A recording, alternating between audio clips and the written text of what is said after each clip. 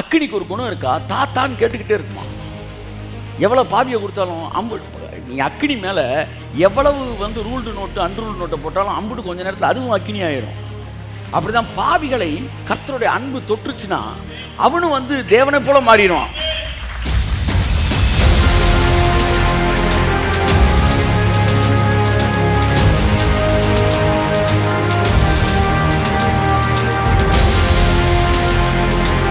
Fire, it consumes, it makes anything fire. அக்கினி அது எதை தொட்டாலும் அதுவும் அக்கினி ஆயிரும். அப்படித்தான் தேவனுடைய அன்பு எவனை தொட்டாலும் தன்னை மாதிரியே மாத்திடுவாராம். He is consuming fire. அவர் பட்சிக்கிற அக்கினி. அக்கினி என்பது அன்பு.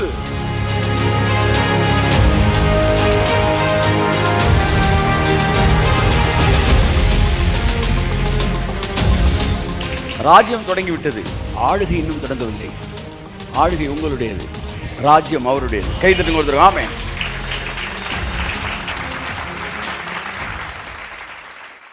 தொடர்ந்து ஒரு 7 வாரமாக 1000 வருட அரசாட்சியை பற்றி நம்ம பார்த்துக்கிட்டு இருக்கிறோம்.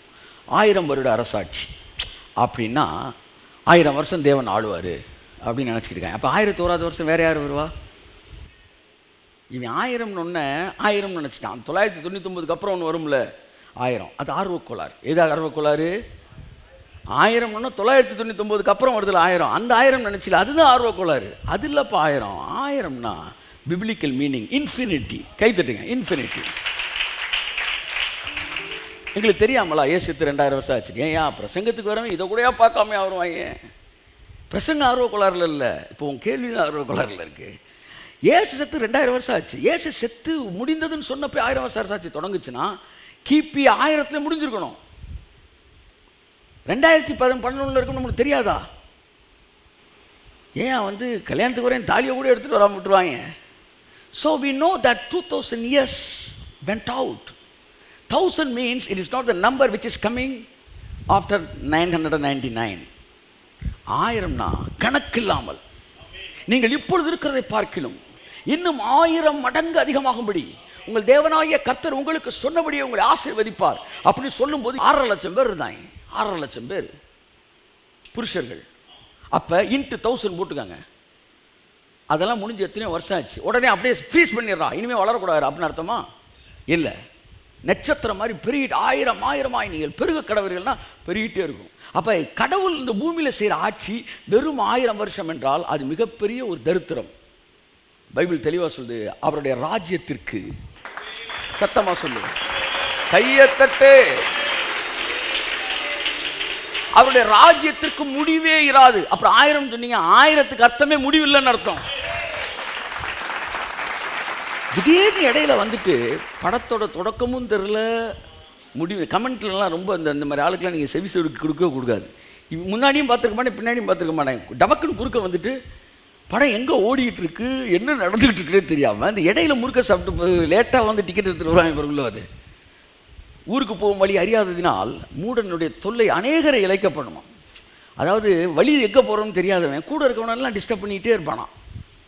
இந்த புதுசாக வழி தெரியாதவன் பஸ்ஸில் ஏறினா, சார் சார் சார் வாடிப்பிட்டு வந்துச்சா, சார் சார் வாடிப்பி இருறா வந்தால் சொல்கிறோண்டா, சார் வந்துருச்சா சார் வாடிப்பி. அந்த மாதிரி ஒரு ஃபுல் சீரீஸ் ஃபுல்லாக கேளுங்க. 7 வாரம் பேசியிருக்கிறோம் 1000ன்றதை பற்றி. அதில் எல்லாம் பேசியிருக்கிறோம். என்னெல்லாம் பேசியிருக்கீங்க சார், என்னெல்லாம் பேசியிருக்கிறேன்னு உங்களுக்கு ஒரு சின்ன கிளான்ஸ் கொடுக்குறேன். 1000 வருட அரசாட்சி. ஒன்று புரிஞ்சுக்கணும், இது ஆரம்பமாகிவிட்டது. இயேசு மிக தெளிவாக சொன்னார், நீங்கள் ஏற்றுக்கொள்ள மனதாக இருந்தால். ரொம்ப முக்கியம். இந்த 1000 வருஷ அரசாட்சி, அதாவது தேவனுடைய ராஜ்யத்துக்குள்ளே நம்ம வர்ற அந்த வாழ்க்கையை வாழ்கிறதுக்கு சாமுவேல் முதற்கொண்டு மோசே முதற்கொண்டு பாருங்க அநேக தீர்க்கதரிசிகளும் நீதிமான்களும் அந்த நாளை காண்பதற்கு ஆசையாக இருந்தாங்களாம். இயேசு சொல்றார், இந்த நாளை காண்பதற்கு ஆசையாக இருந்தார்கள். எந்த நாள்? சிலுவையில் அறையப்படுகிற நாள் மட்டுமல்ல, அந்த நாள் அல்ல, அதற்கு பிறகு தொடங்குகிற தேவனுடைய ராஜ்யம். உங்கள்கிட்ட கேட்குறேன், உங்களுக்கு எந்த நாள் பார்க்க ஆசையாக இருப்பீங்க? சிலுவையில் அறையப்பட்ட நாளா, ராஜ்யத்தை 1000 வருஷ அரசாட்சி? 1000 வருஷ அரசாட்சி. அதைத்தானே சொல்கிறோம் 1000 கால அரசாட்சின்னு. ஏசாயிலிருந்து இறைமையில அந்நாட்களில் நித்திய மகிழ்ச்சி ஒரு தலையின் மேல் இருக்கும், சஞ்சலம் தைப்பும் ஓடி போகும். இது எல்லாம் 1000 வருஷ அரசு கனவு கண்டாங்க. இயேசு சொல்றாரு, அந்த நாள் வந்துருச்சுறான்றாரு. ஆமென், ஆமென். பழைய ஏற்பாட்டு பக்தர்கள் வெறி கொண்டு திரிந்தார்கள் அந்த 1000 வருஷ அரசாட்சி தேவனுடைய ஆட்சிக்காக. தானியெல்லாம் 21 நாள் ஃபாஸ்டிங்கே போட்டான். அப்புறமேட்டு ஒரு தூதனை அனுப்பிச்சு விட்டு, தம்பி உணர்ச்சி வசப்படாத, உபவாசத்தில் ஒன்றும் நடக்காது. அது விசேஷமான காலம். அந்த காலத்தில் பிறந்தவர்கள் விசேஷமானவர்கள். அது வரைக்கும் நீ போய் இளைப்பாரு, உன்னுடைய பிதாக்களோடு படுத்து இளைப்பாரி கொண்டு நாள் வரும்போது என் பிள்ளையை அவங்களாம் எழுப்புவாங்க. கையெழுத்துட்டு நம்ம தான் தானியேலையெல்லாம் எழுப்ப போகிறோம். ஆமாம், ஏன்னா நம்ம 1000 வருஷ அரசாட்சியில் வந்துட்டோம். எழுப்பிட்டு வாப்பா வாப்பா வாப்பா, இந்த நீ கேட்டது வந்துருச்சு வா அப்படின்னு எழுப்ப போகிறோம். அது வரைக்கும் இளைப்பாரி கொண்டு இம்மார்டாலிட்டி, ரேசிங் த டெட் எல்லாமே இந்த காலம் தான். அப்போ நீ யார் யாரை இப்போ எழுப்புறீங்களோ ரிவர்ஸில் போய் எழுப்ப போகிறீங்க இயேசு நாமத்தில். பைபிளை ஃபுல்லாக தெரிஞ்சும் யோசிக்கலாம். இப்போ பிரச்சனை என்னென்னா, பைபிளையும் படிக்கிறதுல யோசிச்சுக்கிட்டு இருக்கிறது இப்போ எனக்கு பெரிய சிக்கலாக இருக்குது. பைபிளை ஃபுல்லாக படித்து யோசிக்க மாட்டேன், க்ளீனாக புரிஞ்சிடும். ஆமாம் ஆமாம் ஆமாம் கரெக்டு அப்படின்னு. ஆனால் வாத்தியார் சொன்னது மன்னிக்கும் ஒரு ஊழியக்கார செய்தியை மட்டும் கேட்டுட்டு உட்காந்துருந்தா, அல்லது நீங்கள் போய் பைபிளை தெளிவாக படிக்கணும். அன்புக்குரிய 1000 வருஷம் தொடங்கி விட்டது என்று இயேசு சொன்னார். மத்தேயு 13:7 அங்கேருந்து வாசிப்போம். 13:17. அநேக தீர்க்கதரிசிகளும் நீதிமான்களும் நீங்கள் காண்கிறவைகளை காணவும் நீங்கள் கேட்கிறவைகளை கேட்கவும் விரும்பியும் காணாமலும் கேளாமலும் போனார்கள் என்று மெய்யாகவே உங்களுக்கு சொல்லுகிறேன். நீங்கள் காண்கிறவைகளை காணவும், எது? டிரான்ஸ்ஃபர்மேஷன். வனாந்தரம் வயல்வெளி ஆவது, அவாந்தர வழியில் ஆறுகள் பாய்வது, வெட்டாந்தரை தண்ணீர் தடாகமாய் மாறுவது, நீங்கள் கேட்க விரும்புகிற மாபெரும் சத்தியங்களை, வெளிப்பாடுகளை கேட்கவும் அநேக தீர்க்கதரிசிகளும் நீதிமான்களும் என்ன செய்தார்களா? காணவும் கேட்கவும் விரும்பினார்கள். எல்லாம் சொல்லுங்க, அவங்களாம் விரும்பினாங்க. சொல்லுங்க, பார்க்காமலே போயிட்டாங்க. ஆனா நீங்க அதை பார்த்தீங்க. கர்த்தர் சொல்றார், கை திரும்ப ராமே. அப்ப எப்ப தொடங்குச்சு சொல்லுங்க? எப்ப தொடங்குச்சு சார்? இப்ப தொடங்கல சார். இயேசு முடிந்ததுன்னு சொன்னார்ல, அப்பவே தொடங்குச்சு. அந்த நாட்களை பார்க்கறதுக்கு தான் தீர்க்கதரிசி ஆசையா இருந்தான். 1000 வருஷ அரசாட்சி, கடவுளே அரசாள்றாராண்டா, சகல அதிகாரமும் அவர் கைக்கு வந்துருமாப்பா. அப்போ பூமி எப்படி இருக்கும்? அப்போ அந்த அதிகாரத்தை அவர் யார் மூலமா செயல்படுத்துறாரு, அதைத்தான் நம்ம பார்த்துக்கிட்டு இருக்கிறோம். எப்படி அந்த 1000 வருஷ அரசாட்சி செயல்படுகிறது, அதான் பார்த்துக்கிட்டு இருக்கோம். நீங்களாம் செலக்ட் ஆகிட்டீங்க, இப்போ எப்படி எக்ஸிக்யூட் பண்ணணும் அப்படின்றத கர்த்தர் உங்கள்கிட்ட பேசிட்டு இருக்காரு. அந்த 1000 வருஷ அரசாட்சி இயேசு சொன்னப்பவே தொடங்கிருச்சு. இன்னொரு வசனம் கூட சொல்றேன், அப்போஸ்தலர் 3:24 வாசிங்க. அப்போஸ்தலர் 3:24. சாமுவேல் முதற்கொண்டு எத்தனை பேர் தீர்க்க தரிசனம் உரைத்தார்களோ அத்தனை பேரும் இந்த நாட்களை முன்னறிவித்தார்கள். ஐயோ, இதுக்கெல்லாம் நீங்க தட்டி இருக்க வேணாமா? நீங்க எவ்வளவு வாழைப்பழத்தை உரிச்சு வச்சிருக்காங்க பாருங்க. சின்ன பிள்ளைக்கு கொடுக்குற மாதிரி எழுதி வச்சிருக்கிறார். சாமுவேல் முதற்கொண்டு, சாமுவேல் தான் ஃபர்ஸ்ட் ப்ராஃபட்டா இவங்க கன்சிடர் பண்றாங்க. சாமுவேல் முதற்கொண்டு எத்தனை பேர் தீர்க்க தரிசனம் சொன்னாங்களோ அத்தனை பேரும் எதை பத்தி சொன்னாங்க தெரியுமா? எதிர்காலத்தை பத்தி இல்லப்பா. அத்தனை தீர்க்க தரிசனமும், அது 1000 வருஷ அரசாட்சி பத்தி வருதா? அத்தனையுமே இந்த நாட்களை என்றான். 2000 வருஷத்துக்கு முன்னாடியே தொடங்கிருச்சு அந்த நாட்கள். கை தட்டுக்க வருது. ஆமென். இந்த நாட்களை எல்லாம் சொல்லுங்க. சாமுவேல் முதற்கொண்டு சத்தமா சொல்லுங்களேன். எத்தனை பேர் தீர்க்க தரிசனம் உரைத்தார்களோ அத்தனை பேரும் இந்த நாட்களை முன்னறிவித்தார்கள். கரங்களை எதிரி கர்த்தர் கண்டி சொல்லுவோம். ஆமென். ஆகவே அன்புக்குரியவர்களே, இனிமே ஒரு நாட்களை பத்தி அவங்க பேசல, இந்த நாட்கள் தான் பேசுனாங்க. ஒரு பெரிய வஞ்சகம் நாளைக்கு அப்படின்றது. நாளைக்கு என்பது வஞ்சகனுடைய செயல். நாளைக்கு வா தரேன் அப்படின்னு சொன்னா அவனுக்கு பேர் வஞ்சகனா? யார் வஞ்சகன்? பிசாசு வஞ்சகன். 1000 வருஷம் நாளைக்கு தரேன்பா. நாளைக்கு எப்ப? நாளைக்கு உங்களை அப்படித்தானே சொல்லி ஏச்சிட்டான். நாளைக்கு எந்த நாளைக்கு? நீ டிலே ஆகிட்டு இருக்கிறனால அவர் அலங்கரிக்கப்பட்ட மணவாட்டியை பார்க்குறக்கு அவர் வராரு. மணவாட்டி என்ன செஞ்சுக்கிட்டு இருக்கு? இங்கே எருவாட்டி மாதிரி உட்காந்துட்டு, நாங்கள் நாளைக்கு அவர் வருவார், நாங்களாம் சரியாயிடுவோம். அவர் சொல்கிற நீ சரியானா தான் நானே வர முடியும். மணவாளையம் கோட்டை மாட்ட உட்காந்துருக்காரு. இங்கே மணவாட்டி நைட்டி தூக்கி இடுப்பில் சொல்லிட்டு பல்ல விளக்கி கக்க நாளைக்கு. மணவாளன் வந்த பிறகு நீ குளிச்சு கிளம்புவா? எந்த ஊர்லேருந்து எல்லாம் வந்தா எனக்கு தெரியல. எனக்கு எல்லாம் ரெடியான பிறகு தான் நாங்கள் வருவார். அப்போ பூமியானது மகிமையினால் நிரப்பப்பட்டு மாற்றப்பட்ட பிறகுதான் இயேசு அலங்கரிக்கப்பட்ட மணவாட்டியை பார்க்க வராரு. ஆகாய விண்மீனாய் அவர் ஜனம் பெருகும், ஆண்டவர் வாக்கு பலிக்கும். அப்ப ஆவியானவர் எதற்காக கொடுக்கப்பட்டிருக்காரு? ஆவியானவர் நம்மை அலங்கரிப்பதற்காக. அப்ப ஆவியானவருடைய வேலையை இந்த பூமியை அலங்கரித்து பிதாவுக்கு ஒப்பான மனவாட்டியை மாற்றுவதற்கு. என்னத்த சொல்ல போங்க. அப்ப இயேசுவே என்ன பிரசங்கம் பண்ண ஆரம்பிச்சாரு? அவர் பிரசங்கம் பண்ண ஆரம்பிச்சப்பவே மனம் திரும்புங்கள், பரலோகம் சமீபமா இருக்குதுன்னு சொல்லல, ராஜ்யம் சமீபமா இருக்குன்னாரு. தேவன் ராஜரீகம் பண்ணுகிறார். ஊழியக்காரன் எதையா பேசணும்? ராஜ்யத்தை பேசணுமா, பரலோகத்தை பேசணுமா? ஆனா நம்மளும் எதை பேசிக்கிட்டு இருக்காங்க? பரலோகம் பரலோகம். பரலோகத்தை பற்றி இயேசு பேசிய வார்த்தைகள் 1/3 பங்கு. பரலோக ராஜ்யத்தை பற்றி 3/2 பங்கு பேசியிருக்கிறாரு. கைத்தட்டு. இயேசு பேசினது பரலோகத்தை பற்றி இல்ல, ராஜ்யத்தை பற்றி. பரலோகத்துடைய எக்ஸ்டென்ஷன் இந்த பூமியில, பரலோகத்திலும் சித்தம் செய்யப்படுவது போல பூமியிலும் இப்படி சித்தம் செய்யப்படுவதாக உம்முடைய ராஜ்யம் வருவதா. கைத்தட்டுங்க. அதுதான் ஜெபம். அப்ப இந்த பரலோக ராஜ்யம் 1000 வருஷ அரசாட்சி. இது ஆன்டி அத்தன் மாதிரி, அதாவது ஆன்டி அங்கிள். நல்லா கவனிங்க. ராஜ்யம் அப்படின்றது தான் தேவனுடைய அரசாட்சி. அதுதான் 1000 வருஷ அரசாட்சி. அப்ப இயேசு முதல் சொல்லும்போது மனம் திரும்புங்கள், பரலோக ராஜ்யம் சமீபமா இருக்குன்னு சொல்லும்போது அடுத்த 2.5 வருஷத்துல சிலுவையில் அவர் முடிந்ததுன்னு சொல்ல போறாரு பாருங்க. கிட்டக்க வந்துருச்சுடா, சமீபமா இருக்கு என்று பிரசங்கம் பண்ணினார். இயேசு அப்ப எதை பத்தி பிரசங்கம் பண்ணாரு? அதான் எதை பத்தி? 1000 வருஷ அரசாட்சியை பத்தி. யோவான் என்ன பிரசங்கம் பண்ணா? மனம் திரும்புங்கள், 1000 வருஷ அரசாட்சி சமீபமா இருக்கு. அடுத்து சீசர்களுக்கு எதை பிரசங்கம் பண்ண சொன்னாரு? மனம் திரும்புங்கள், 1000 வருஷ அரசாட்சி சமீபமா இருக்கிறது. அப்ப ராஜ்யம் எது? ராஜ்யம் என்ன? தேவன் ஆளுகை செய்வதான் ராஜ்யம். அப்ப 1000 வருட அரசாட்சி, தேவனுடைய ராஜ்யம் தான் 1000 வருஷ அரசாட்சி. அந்த ராஜ்யம் எப்ப தொடங்குச்சு? எல்லாம் முடிந்தது என்று சொன்னபோது அவர் எக்காலம் முழக்கமிட்டார், இதோ வானத்திலும் பூமியிலும் அதிகாரம் என கொடுக்கப்பட்டிருக்கிறது என்று இயேசு சொன்னார். அடுத்து அவர் தொடங்கும் போது பரலோக ராஜ்யத்தை பேசினார். அடுத்து இடையில, ஊருக்கு இடையிலெல்லாம், ஐயா நீ எங்கள் ஊரில் இன்னும் 2 நாள் தங்கிட்டு போகணும்னு சொன்னப்போ கூட என்ன சொன்னார்னா, நான் அப்பெல்லாம் தங்க முடியாதுப்பா. ஏன்னா வாசிங்க, லூக்கா 3ஆம் அதிகாரம் கடைசி வசனமா 4ஆம் அதிகாரம் கடைசி வசனம் வாசி. லூக்கா 4ஆம் அதிகாரம் 43, 42, 43. உதயமான போது அவர் புறப்பட்டு வனாந்தரமான ஓரிடத்திற்கு போனார். திரளான ஜனங்கள் அவரை தேடி அவரிடத்தில் வந்து தங்களை விட்டு போகாதபடிக்கு அவரை நிறுத்தி கொண்டார்கள். நிறைய அற்புதம் பண்ணிட்டாரு. நல்லா பாருங்க, பிரசங்கம் பண்ணாரு, அடுத்து நிறைய அற்புதம் பண்ணார். அற்புதம் என்ன? குருடர் பார்வை திறக்கப்படுவது, முடவன் நடப்பது, இதெல்லாம் 1000 வருஷம் ஆச்சு. ஏசாயா 35 சொல்லுது, அப்போது முடவன் மானை போல் குதிப்பான், வந்து குருடர்கள் கண்கள் திறக்கப்பட்டு போகும், ஊமையின் வாய் பேசும், தேவன் ராஜரிகம் பண்ணுகிறார். அப்படி என் அன்புக்குரியவர்களே, அப்போ இது எல்லாத்தையும் வந்து அந்த அந்த டிரான்ஸ்ஃபர்மேஷனை பண்ணுறாரு, பண்ணிட்டு பிரசங்கம் பண்ணுறாரு.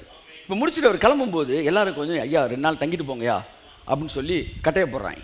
அப்ப இயேசு என்ன சொல்றாரு? அடுத்த வசனம் வாசிங்க. அவரோ அவர்களை நோக்கி நான் மற்ற ஊர்களிலும் தேவனுடைய ராஜ்யத்தை குறித்து பிரசங்கிக்க வேண்டும். இதற்காகவே அனுப்பப்பட்டேன். கை தட்டுங்க. ஊழியக்காரன் எதை பிரசங்கிக்க வேண்டும்? தேவனுடைய ராஜ்யம் எது? அவருடைய ஆளுகை, அவருடைய அரசாட்சி, அவருடைய முடிவில்லாத ராஜ்யம். அது தொடங்கிவிட்டது. அதை பற்றி நான் பேச வேண்டும், ஜனங்களுக்கு அதை குறித்து அறிவுறுத்த வேண்டும். உலகமெங்கும் புறப்பட்டு போய் இந்த சுவிசேஷத்தை பிரசங்கியுங்கள். எந்த சுவிசேஷம்? தேவன் ராஜரீகம் பண்ணுகிறார் என்கிற சுவிசேஷம். மனிதனுடைய மனக்கண்கள் திறக்கப்பட வேண்டும். உன் தேவன் ராஜரீகம் பண்ணுகிறார், உன் போர் முடிந்தது, உன் கண்ணீர் எல்லாம் அதற்கான காலம் முடிவடைந்து விட்டது. கர்த்தர் ராஜரீகம் பண்ண ஆரம்பிச்சிட்டார். ஜனங்களுக்கு போய் சொல்லணுமா? எத்தனை பேர் சுதந்திரத்துக்கு முன்னாடி வெள்ளைக்காரனுக்கு தப்பிச்சு போய் காட்டுக்குள்ள வாழ்ந்தாங்களாம். இவங்க எல்லாம் சுதந்திரம் அடைஞ்சு வெள்ளைக்காரன் நாட்டை விட்டு போய் 30 வருஷமா உள்ளே இருந்திருக்காங்க, நாடு விடுதலை அடையலன்ட்டு. அப்புறம் போய் அடிச்சு வெளியே தூக்கிட்டு வந்திருக்கிறான். நம்மளாம் அவன் போய் ரொம்ப நாள் ஆச்சுறான், இன்னும் கொள்ள பேர் ஒளிஞ்சுக்கிட்டு இருக்கீங்க. ராக்கா பாரா ஷிபாராபா, பிசாசு தொடாதபடிக்கு என்னை பாதுகாத்துக்கூடே. பிசாசு கிளம்பி போயிட்டான். சொல்லுங்க, கிளம்பி போயிட்டான். இதோ மின்னலை போல அவன் விழுகிறதை நான் கண்டேன். கர்த்தர் சொல்றாரு, என் அன்புக்குரியவர்களே, மின்னல் அடித்து விழுகிற மாதிரி சாத்தான் கீழே விழுந்தானா. லைட்னிங் வந்தால் தான் டெவில் கீழே விழுகிறான். கை தட்டுங்க. மின்னல் போன்ற வெளிப்பாடுகள் சாத்தானை கீழே அனுப்புகிறது. ஓ காட் இஸ் குட். இப்போ என்ன சொல்ல வரேன்னா ராஜ்யத்தை பற்றி பேசிட்டார். அப்புறம் மரித்தாரு, முடிந்ததுன்னாரு, திரும்ப உயிரோடு கூட எழுந்தார். எந்திரிச்சு உயிரோடு வந்துட்டோம், எந்த பாயிண்டில் விட்டேன்னு கேட்குறாரு. எதை பற்றி பேசினார்? ராஜ்யத்தை பற்றி பேச. ஐயா, புது மெசேஜ். 40 நாள் அளவும் தேவனுடைய ராஜ்யத்தை குறித்து அவர் பேசினார். இந்த வருஷம் ஃபுல்லாக இதுதான் சப்ஜெக்ட். கையெழுத்து வருஷம் ஃபுல்லாக இதுதான் சப்ஜெக்ட். என்னைக்கு நாடி நரம்பெல்லாம் உயிர் கொண்டு எந்திரிக்கு நிற்கிதோ அது வரைக்கும் 1000 வருஷம் அரசாட்சி தான். ஆமாம், அந்த ராஜ்யத்துக்கு முடிவே இராது. மறுபடி தேவன் ராஜரிகம் பண்ணுகிறார் என்ற சத்தத்தை உன் காதுகள் கேட்க வேண்டும். 1000 வருஷங்கள் ஊழியக்காரன் பிசாசுன்னு பேசி அத்தனை பேருக்குள்ளேயும் பிசாசு குறித்து எண்ணங்களை அவன் நிரப்பியிருக்கான். என் பரமபிதா நடாத நாட்டெல்லாம் வேரோடு பிடுங்கப்படும். தேவனுடைய ராஜ்யம் தொடங்கிடுச்சு, அவருடைய அன்பின் ராஜ்யம் தொடங்கிடுச்சு. ஸோ 35 பார்த்தீங்கன்னா அது அழகாக இருக்குது. 53க்கு வந்துட்டால் 35க்கு நீ வரணும். இதெல்லாம் பார்த்தோம். அடுத்து இப்போ 97 பார்த்துக்கிட்டு இருக்கிறோம். ஸோ ராஜ்யம் தான் அவரோட பிரசங்கம். ராஜ்யத்தின் பிரசங்கன்ற விட 1000 வருஷ அரசாட்சி பிரசங்கம். இவன் 1000 வருஷ அரசாட்சினா தனியாக ஒரு கேலண்டரோட செவ்வாய்ச்சில் அடித்து கொண்டு வருவான் நினச்சிக்கிட்டு இருக்கிறான். சார் இந்த புது கேலண்டர் என்ன இது 1000 வருஷம் அரசாட்சி என்னைக்கு தொடங்குது? வர புதன்கிழமை தொடங்குதா? அப்போ 1000 வருஷாட்சி எப்படி இருக்கும்? 7 வாரம் பார்த்தோம். 7 வாரத்துக்கு அந்தந்த ஹைலைட்டை மட்டும் சொல்கிறேன். முதல் வாரம் பார்த்தோம் என்னன்னா, தேவனுடைய ராஜ்யம் பிரத்யட்சமாக இராது. கை தட்டுங்க ஒரு தடவை. இந்த 20th சென்ச்சுரி ஃபாக்ஸ் இது போடுவாங்க, அந்த மாதிரி கிடையாது. ஏதோ என்னாச்சு, ஐயோ தேவனுடைய ராஜ்யம் வந்து விட்டது, கொன்னே விடுவேன். இயேசு தெளிவாக சொல்லிட்டாரு, தேவனுடைய ராஜ்யம் இதோ இங்கே அதோ அங்கே என்று சொல்லப்படுவதற்கு ஏதுவாக இராது. அது ப்ராமினெண்ட்டாக இருக்காது, வெளியரங்கமாக இருக்காதான். அதாவது பளிச்சுன்னு தெரிகிற மாதிரி எங்கிட்டாச்சும் ஒரு லைட் அடிக்கும். இந்த லைட் அடிக்கும்னு தெரியுறான்ல, இவங்க தான் இந்த கடைசி காலத்தில் வஞ்சிக்கப்படுறவங்க. வாங்க சார், அந்த ஓட்டுக்கு கீழே ஒரு தூதன் நிற்கிறான் சார்னு கிளம்பிடுவாங்க. தூதன் அங்கேயும் கிடையாது இங்கேயும் கிடையாது, இதோ இங்கே அதோ அங்கேலாம் இருக்காதான். தேவனுடைய ராஜ்யம் எங்கே தொடங்குது? உங்களுக்குள் துவங்குகிறது. எப்படி ஒரு புளிச்ச மாவு ஒரு சட்டி மாவில் போட்டிங்க, காலையில் எந்திரிக்கும் போது சட்டி மாவே புளிச்சிருக்கு. நைட் எதுவும் பேக்ரவுண்ட் மியூசிக் அடித்தா பம்பப்ப ஒரு சவுண்டு இல்லை, அமைதியாக வேலையை பார்த்து. அப்படி தான் ராஜ்யம் அமைதியாக வேலையை பார்த்து. பாருங்க, ஒரு பிளேக்கு ஒரு கொள்ளை நோய் எங்கேயோ சைனாவில் ஒரு தெருவில் எங்கேயோ தொடங்கி ஒரு ஆராய்ச்சி நிலையத்தை எங்கேயோ தொடங்கி சத்தமே இல்லாமல் உலகத்தை அரெஸ்ட் பண்ணி நிப்பாட்டிச்சு. பார்த்தீங்களா? அப்படித்தான் ராஜ்யம் பரவி கொண்டு இருக்கிறது. இயேசு நாமத்தினால இவன் கொள்ளை நோயாய் பரவுகிறான்னு சொல்லுங்க. ஸோ தேவனுடைய ராஜ்யம் எல்லாம் சொல்லுங்க, 1000 வருஷ அரசாட்சி பிரத்யட்சமாய் இருக்காது. கை தட்டுங்க, ஆமென். ஏதோ புது கேலண்டர் அடிச்சு கொண்டு வந்து கொடுப்பாங்க, தயவு செய்து எதிர்பார்க்காதீங்க. இப்படி எதிர்பார்த்து செத்து போனவங்க கொல்ல பேர் இருக்கிறாங்க. ஆமாம் செத்து போயிட்டாங்க. இது எப்படி இருக்குன்னா உன்னை நான் செய்யணும், நானே செய்யாமல் வேற உனக்கு காத்துக்கிட்டு இருக்க மாதிரி. ஸோ நம்பர் 1, தேவனுடைய ராஜ்யம் என்றால் பாருங்க, இயேசு சிலுவையில் சாகிற வரைக்கும் மனிதனுடைய ராஜ்யம், சிலுவையில் முடிந்ததுன்னு சொன்னார்ல, அப்போ தான் தேவனுடைய ராஜ்யம். இயேசு சொன்னபோது முதலாவது தேவனுடைய ராஜ்யத்தை தேடுங்கள், இவையெல்லாம் உங்களுக்கு கூட கொடுக்கப்படும்னார். அப்போ ராஜ்யம் இருக்குது பார்த்தீங்களா? அந்த ராஜ்யத்தை இயேசு சிலுவையில் முடிந்துன்னு சொல்கிறதுக்கு முன்னாடி மனிதனுடைய ராஜ்யம். மோசே வரைக்கும் பிசாசின் ராஜ்யம், மோசைக்கு அப்புறம் நியாயப்பிரமாணம், மனிதனுடைய எஃபர்ட்டு. ஸோ 4000 வருஷம் மனிதன் தன்னுடைய முயற்சினாலே நீதிமானாக்கவும் இந்த உலகத்தை மாற்ற முயற்சி எடுக்கப்படுவதற்கான வாய்ப்புகள் கொடுக்கப்பட்டது. மனிதனோட ராஜ்யத்தை மனிதன் தோற்று போனான். இயேசு சிலுவைக்கு மனிதன் செய்ய வேண்டியதை தானே செய்து முடித்து அதிகாரத்தை கைப்பற்றினார். துரைத்தனங்களையும் அதிகாரங்களையும் பிசாசிடமிருந்து உரிந்து கொண்டு வெளியரங்க கோலமாக்கி சிலுவையிலே அவைகளின் மீது வெற்றி சிறந்தார். அப்ப 2வது கேள்வி, பிறகு ஏன் மாற்றங்கள் இல்லாமல் இருக்கிறது? ஏன் மாற்றம் இல்லை அப்படின்னா, நல்லா கவனிக்கணும். ஆட்சி வந்த பின்னகுதான் மாற்றம் வரும். ஆட்சி வரும் முன்னே, எல்லாம் சொல்லுங்க, மாற்றம் வரும் பின்னே.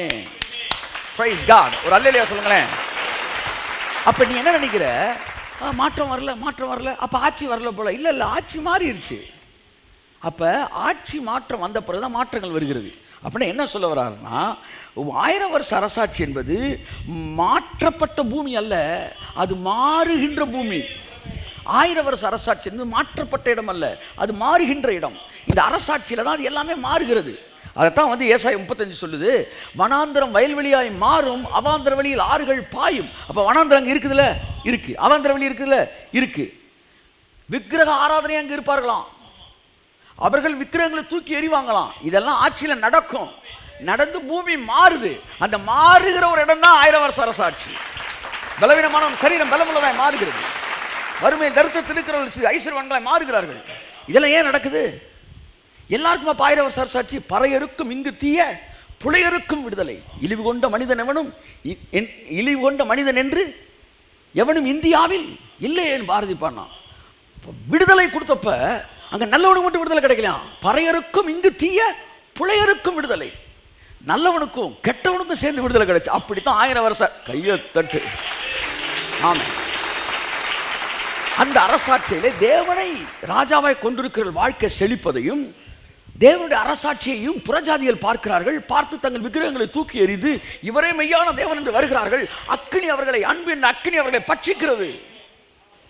இதெல்லாம் நம்ம பார்த்துக்கிட்டு வரோம். 1000 வருஷ அரசாட்சி எப்படி இருக்கும்? மாறிய இடம் அல்ல, மாறுகின்ற இடம். அடுத்து அது சேரும் இடம் அல்ல, அது போகும் வழி. கை தட்டுங்க. ஆமென். எல்லாம் 1000 வருஷ அரசாட்சி முட்டு சேர்ந்து நினைச்சிட்டாங்க.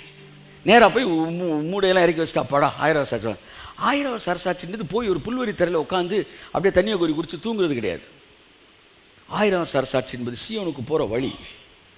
மீட்கப்பட்டவர்கள் அதில் நடப்பார்கள். அங்கு பெரும் பாதையான வழி ஒன்று இருக்கும். அந்த வழியில தான் வந்து சிங்கம் வருவதில்லை, துஷ்ட மனிதன் புல்லை பிரவேசிப்பதில்லை. ஏன்னா அந்த பாதை பரிசுத்த வழி எனப்படும். அதில் நடக்கிறவர்கள் பேதையாக இருந்தாலும் திசைகட்டு போவதில்லை. அந்த வழிக்கான வாசல் இயேசு சொன்னார், நானே வாசல். ஆமென், நானே வாசல்.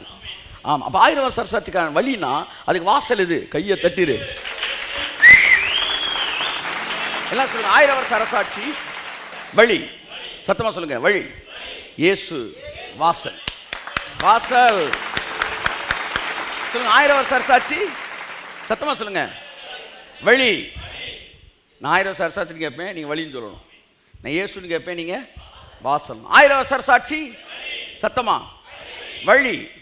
இயேசு வாசல். அப்போ ஒருவன் என் வழியாய் உட்பிரவேசித்தால் உள்ளும் புறமும் மேய்ச்சலை கண்டடைவான்.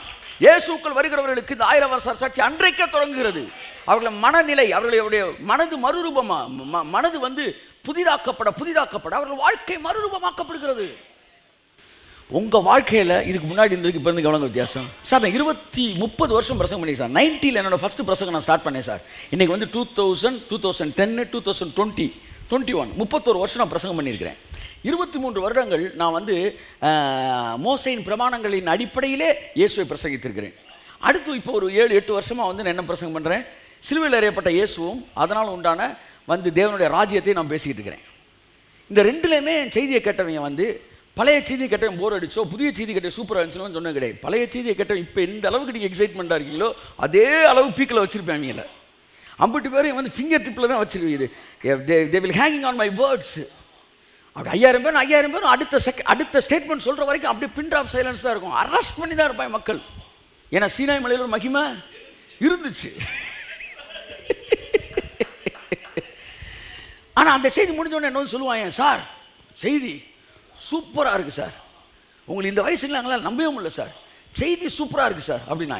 இப்போ செய்தி கேட்குறவங்களுக்கு அவங்களுக்கு என்ன வித்தியாசம்? இன்னைக்கு செய்தி கேட்குறேன் வந்து சொல்கிறான் செய்தி நல்லா இருக்கு சார்னு சொல்ல, சார் உங்கள் செய்தியை கேட்டப்பறம் என் வாழ்க்கை சூப்பராக இருக்கு சார்ன்றான்.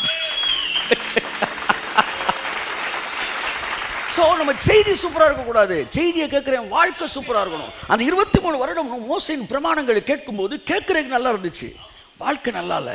ஆனால் சிலுவையில் அறையப்பட்ட இயேசு அதன் மூலம் தொடங்கிய தேவனுடைய ராஜ்யத்தை பேசும்போது கேட்கிறவர்கள் வாழ்க்கை மாறுகிறது. 1000 வருஷ அரசாட்சி அவர்கள் அனுபவிக்க ஆரம்பிக்கிறார்கள். நீங்கள் ஒவ்வொருவரும் சாட்சிகளாக இருக்கிறீர்கள். உங்களுடைய பிள்ளைகள் அற்புதங்களாகவும் அடையாளங்களாக இருப்பார்கள். அப்போ வாழ்க்கை எப்படி இருந்துச்சு? பணப்பிரச்சனை எப்படி இருந்துச்சு, இன்னைக்கு எப்படி இருக்கிற, இது தெரியாத 1000 வருஷ அரசாட்சி உனக்குள்ள உனக்கு வந்து ஸ்ப்ரவுட் பண்ண ஆரம்பிச்சிருச்சு, உனக்குள்ள துளிர் விட ஆரம்பித்து விட்டது என்று. இன்னும் அறிவு கூட கூட இனி கூடும் பாருங்க. ஆமா, உங்களுடைய சரீர பலவீனங்கள் மறையும், உங்களுடைய தரித்திரம் நீங்கும், உங்களோட பயங்கள் நீங்க இருக்கு பாருங்க, பயங்கள் நீங்க இருக்கு பாருங்க, எவ்வளவு தைரியம் இருக்கு பாருங்க, கடவுளை கொடுத்த அறிவு பெரிய இருக்கு பாருங்க, இடைவிடாத பிரசன்னம் இருக்குது பாருங்க. We started enjoying the heaven. இந்த வழியில போய் தான் நீங்க அவரை பார்க்க முடியும். நிறைய பார்த்தோம்.